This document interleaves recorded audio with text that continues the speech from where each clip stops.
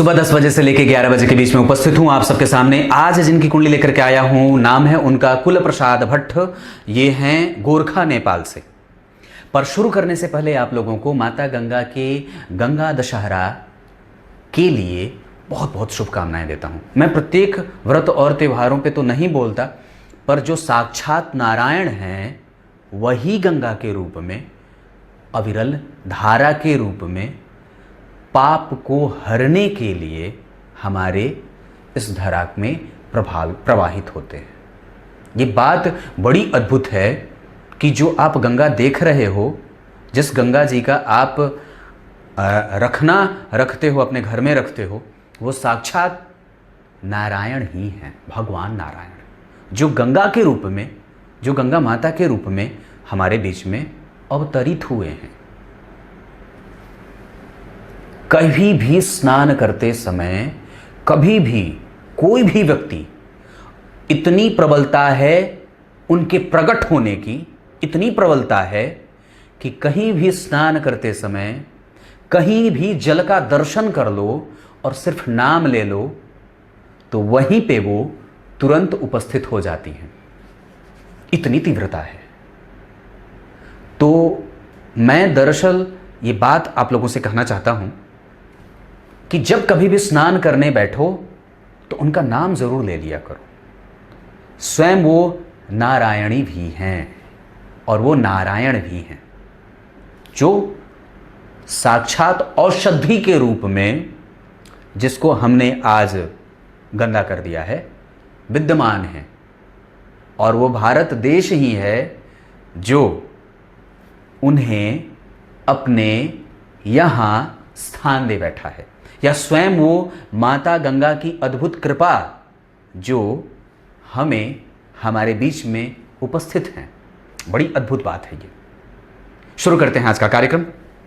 आज माता गंगा की पूजा जरूर कर लीजिएगा आप लोग, और अपने प्रत्येक काम में गंगा जी का स्मरण जरूर कर लीजिएगा। स्नान करते समय भी कर लेना चाहिए, और जहां कहीं भी उपस्थिति हो, जब कभी भी कोई नदी देखा, तालाब देखा, पोखरा देखा, स्वयं जो है वो किसी बाल्टी के जल में भी अगर गंगा का स्मरण कर लिया तो तुरंत ही वहां पे माता गंगा का आगमन हो जाता है। शुरू करते हैं। कुल प्रसाद भट्ट जी की ये कुंडली है।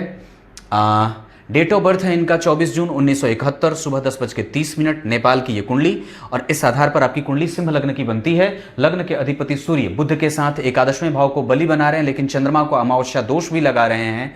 इस वजह से आय जीवन में कभी कभी असंतुलन को प्राप्त करता है। विशेषतः शनि मंगल राहु केतु की दशाओं में व्यक्ति जो होता है वो प्रत्येक प्रकार की समस्या से उलझ जाता है, और चाह करके भी उसके काम प्रायः बिगड़ से जाते हैं। यही बात है। अब जरा गौर करिए तो इनकी कुंडली में, तो लग्न का अधिपति लाभ में बैठा है। लग्न के अधिपति बैठना था यहां, बैठे लाभ में। इस भाव के अधिपति बुध के साथ बैठे, ये अच्छी बात है।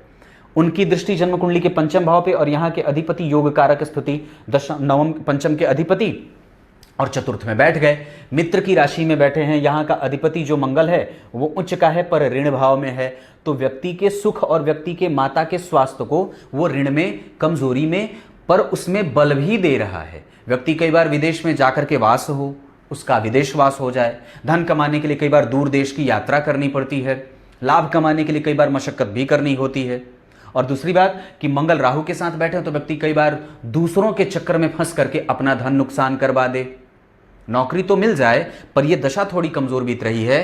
केतु में गुरु 2021 के 12वें महीने से आ रहे हैं, तब कुछ हो सकता है। क्योंकि गुरु वास्तव में आपकी कुंडली में हालांकि मृत प्राय हैं, पर एक बात मैं जो कई बार सोच रहा हूं बताने के लिए, वक्त न मिल पाने के कारण नहीं बता रहा, कि आप लोग ये न सोचना कि जो ग्रह मृत प्राय या अस्त है वो परिणाम शून्य हो जाता है। ऐसा नहीं है। ऐसी कई कुंडलियां होती हैं जहां पे अस्त ग्रह और मृत प्रायः ग्रह भी बड़े अच्छे परिणाम देते देखे गए हैं अपनी दशाओं में। तो अगर मैं समझता हूं कि 2021 के 12वें महीने से जो गुरु की दशा चलेगी, जो केतु में गुरु आने वाले हैं, क्योंकि ये दोनों एक दूसरे से पंचमस्थ हैं और गुरु की उच्च दृष्टि यहां पड़ भी रही है, तो व्यक्ति को विदेश जाने का, विदेश प्रवास करने का, बाहर जाकर के कोई काम करने का या कुछ अच्छा वक्त मिलता देख रहा हूं। आपको इस दौरान सिर्फ गणेश जी की पूजा करनी चाहिए, जब तक कि आपका काम पूरे तरीके से सफल न हो जाए। इस केतु की दशा की स्थिति अगर मैं समझ रहा हूं तो 2024 के 12वें महीने तक चलने वाली है।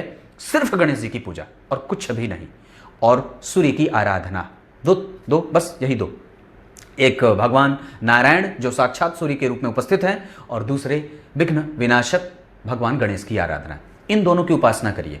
इसके लिए आपको मेरे पास मंत्र के लिए आना होगा, मुझे व्हाट्सएप करिए या मैसेज करिए, और उसके बाद इन दोनों के मंत्र मैं आपको दूंगा, मुझे आप संपर्क करिएगा। दूसरी बात है, ये कुंडली है कैसी, जब मैं इसकी चर्चा करता हूं तो नवमांश कुंडली को देखिए। राहु और शुक्र व्यक्ति को खर्चीला भी बनाते हैं, और व्यक्ति न चाहते हुए भी खर्च करेगा सुख और सुख के साधनों पे। बुध और केतु का यहाँ पे बैठना कई बार व्यक्ति को तिल मिला देने वाला और कमजोर कर देने वाला बना देता है। निर्णय लेने में व्यक्ति को बड़ी परेशानी, और व्यक्ति का काम प्रायः बिगड़ता हुआ सा, और सुख में भेद पैदा करता है, क्योंकि यहाँ का अधिपति शनि जो है और यहां का अधिपति मंगल, दोनों तो नीचे ही जा रहे हैं पीछे, तो ये ठीक नहीं है। दूसरी बात है, शुक्र और शनि दशम स्थान में बैठे हैं। व्यक्ति अगर अपना खुद का भी काम करना चाहे तो कर सकता है, नौकरी भी है, क्योंकि शनि नौकरी के कारक होते हैं, और वास्तव में उनकी 10वीं दृष्टि अपनी राशि पे बन रही है।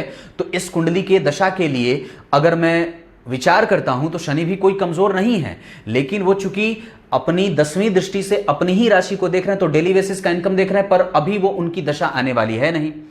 अब गुरु के बाद शनि 2022 के 11वें महीने में आएंगे, पर गुरु की दशा जो 2021 के 11वें महीने में आ रही है, ये एक साल में, ये जो एक वर्ष बीतने वाला है, इस वर्ष के 11वें महीने से अगले वर्ष 2022 के 11वें महीने तक आपको अपने टोटल रूप से विदेश जाने का प्रभाव विकसित कर लेना चाहिए। आपकी कुंडली धन के लिए, धन भाव के अधिपति लाभ में स्वग्रही होकर के बुद्धादित्य योग का निर्माण कर रहे हैं, पर वास्तव में क्यों नहीं आ रहा वो, या बच क्यों नहीं रहा है, या आय में अनिरंतरता क्यों बनी हुई है, इस बात को समझिए। चंद्रमा जो होते हैं वो कंसिस्टेंटली धन को लाने के कारक होते हैं। जिस व्यक्ति की कुंडली में चंद्रमा और सूर्य कमजोर हो, उसकी कुंडली में बनने वाले तमाम प्रकार के राजयोगों का परिणाम बड़ा क्षुब्ध हो जाता है और परेशान हो जाता है। तो इनकी कुंडली में चंद्रमा जो है वो शुक्ल पक्ष के द्वितीय तिथि के हो गए, तो शुक्ल पक्ष के द्वितीय तिथि के चंद्रमा जो होते हैं वो पापक हो जाते हैं, तो अब वो कमजोर हो गए, या धन आके आने का जो मार्ग है वो अविरल नहीं रहा, अविच्छिन्न नहीं रहा, मतलब वो थोड़े थोड़े कमजोर या पतले मार्ग से आता है, या बहुत थोड़ा थोड़ा आता है, जिससे कि व्यक्ति की आवश्यकता ही सिर्फ पूर्ति हो पाती है, या वो उसी तरीके से मशक्कत करता रहता है, बिल्कुल ही परेशान हो जाता है। और ये स्थिति इनकी कुंडली में मैं अगर समझ रहा हूं तो काफी दिन से, मुझे लगता है कि 1-2 साल से ज्यादा से ये व्यक्ति बहुत ज्यादा परेशान हो सकता है। विदेश भाव के अधिपति गुरु यहां बैठे हैं, आप निस्संदेह जा सकते हो, क्योंकि यहां का अधिपति होकर के गुरु इसे स्वयं देख रहे हैं, पर वो वक्री हैं, और डिग्री में वो 4 डिग्री के हैं, कमजोर भी हैं। इस वजह से वो थोड़े परिणाम से शून्य भी हो रहे हैं। लग्न से केंद्र में हैं, और लग्न से केंद्र में शुक्र, गुरु और शुक्र व्यक्ति के पास अनुभव इतना बढ़िया है कि पूछो ही मत, और बेहतर भी है। उसके काम का ज्ञान, उसके कैरियर का ज्ञान, उसके प्रभाव का ज्ञान उसे बहुत है जी, और बहुत अच्छा है। पर दरअसल चंद्रमा और सूर्य एक साथ बैठ करके लाभ की स्थिति को अलाभ में ले जाकर के खड़ा कर दे रहे हैं। और ऊपर से चल गई केतु की दशा, जो कहां बैठे हैं, 12 में, और बैठे कैसे हैं, तो आधा फल कर रहे हैं। कुमार अवस्था में बैठे हैं तो आधा में भी आधा आ गए, इस वजह से। और वो खाली भटका ही रहे हैं, व्यय की स्थिति ही खाली सामने दिखती है, आय की स्थिति बंद हो जाती है। व्यय जस का तस बना हुआ है, पर व्यय जो है वो, आय जो है वो बिल्कुल ब्लॉक हुआ है। गणेश जी की आराधना करिए, वही बचा सकते हैं। केतु की दशा में भगवान कार्तिकेय की आराधना करी जाती है, माता दुर्गा की उपासना करी जाती है, पर मैं आपको इन लोगों से ज्यादा लक्ष्मी के कारक सूर्य की आराधना करने को कहूंगा, जिससे लक्ष्मी का मार्ग प्रशस्त हो जाता है। आपकी कुंडली भाग्य के मामले में, भाग्य के अधिपति मंगल जन्म कुंडली में उच्चस्थ हैं। नौकरी की स्थिति आपकी कुंडली में विदेशों में जाकर के करने की बनती है, क्योंकि विदेश भाव का अधिपति परमानेंट विदेश में गमन और परमानेंट विदेश में वास करने की स्थिति है, पर वो थोड़े कमजोर हैं। इस वजह से अनिरंतरता या वहां पे कई बार सुखद और सुलभ वातावरण के न बनने का प्रभाव दिखता है। 12वें भाव के अधिपति चंद्रमा अमावस्या दोष में पीड़ित हैं, वो शुक्ल पक्ष के द्वितीय तिथि के करीब में जाकर के अपने प्रभावों को सीमित और कमजोर कर रहे हैं, इस वजह से वो कमजोर है। व्यय फिर भी संतुलित है। आप धार्मिक हो, क्योंकि विदेश भाव में या मोक्ष के भाव में शुभ ग्रह की राशि बनी। चंद्रमा नैसर्गिक रूप से शुभ ग्रह होते हैं, और वहां पे केतु जो सर्वाधिक रूप से अनुभवी और साक्षात धार्मिक ग्रह होता है, जिसपे गुरु की दृष्टि भी है उच्च की। इस वजह से व्यक्ति का धर्म का पक्ष और व्यक्ति के दाम्पत्य का पक्ष कभी भी बुरा नहीं होता है। क्योंकि वास्तव में यहां का अधिपति स्वयं गुरु ही सुख कर्तरी योग लगा रहे हैं, सुख में बना रहे हैं, सुखमय स्थितियों को बना रहे हैं। तो व्यक्ति की पत्नी अच्छी होती है, वो उसके साथ हमेशा ही खड़ा रहने वाली और प्रत्येक प्रकार की विषम परिस्थिति में उनका साथ देने वाली ही होती है। व्यक्ति को अगर किसी का साथ न भी मिले फिर भी वो धर्म के मार्ग को छोड़ता नहीं है।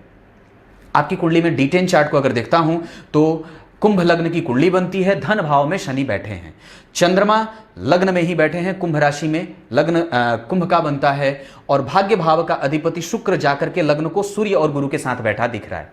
ठीक है, गुरु को आने दीजिए, थोड़ा सा इंतजार, पर उसके बाद स्थिति ठीक है, लाभ की स्थिति बन रही है। मुझे लगता है कि आप अगर थोड़ी सी आराधना करेंगे तो आपको जरूर ही काम में सफलता मिल जाएगी। कुंडली बुरी नहीं है, गुरु कमजोर हैं तो थोड़े से मंदिर का दर्शन भी अवश्य ही कर लेना चाहिए। तब तक के लिए इजाजत दीजिए, एक बार फिर से उपस्थित होंगे आप सबके सामने। तब तक के लिए बहुत बहुत नमस्कार।